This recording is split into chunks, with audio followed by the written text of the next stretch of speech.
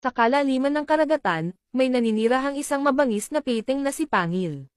Malaki, malakas, at kilala sa kanyang matatalim na ngipin. Ngunit sa kabilang dako, may isang magandang isdang ginto, si Ginto, na may mabait at mapagmahal na puso.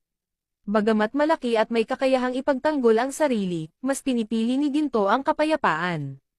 Isang araw, nakita ni Pangil si Ginto na naglalangoy ng payapa. Dahil sa kanyang likas na pagkagutom at pagkaagresibo, sinalakay ni Pangil si Ginto. Sa isang iglap, naputol ang buntot ni Ginto dahil sa matatalim na ngipin ni Pangil. Ngunit sa pagkabigla ni Pangil, may biglang sumulpat mula sa tiyan ni Ginto, mga maliliit at nakatutuwang mga baby goldfish. Napanganga si Pangil sa nakita.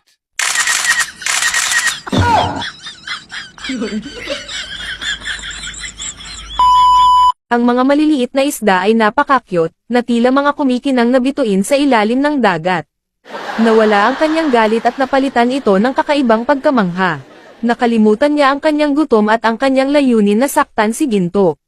Mula noon, naging magkaibigan sina Pangil at Ginto. Pinangalagaan ni Pangil ang mga baby goldfish, habang si Ginto naman ay nagbibigay ng gabay at pagmamahal sa kanyang bagong kaibigan.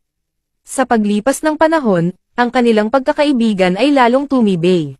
Ang kanilang dalawang katauhan, ang kapangyarihan ni Pangil at ang kagandahan ni Ginto, ay nagsama-sama, na nagresulta sa isang kakaibang nilalang, isang gold shark.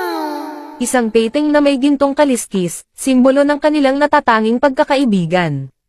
Ang gold shark, mga aral patunay na kahit magkaiba ang inyong ugali at lakas, ang pagmamahal at pagkakaibigan ay makapagpapabago sa lahat ng bagay.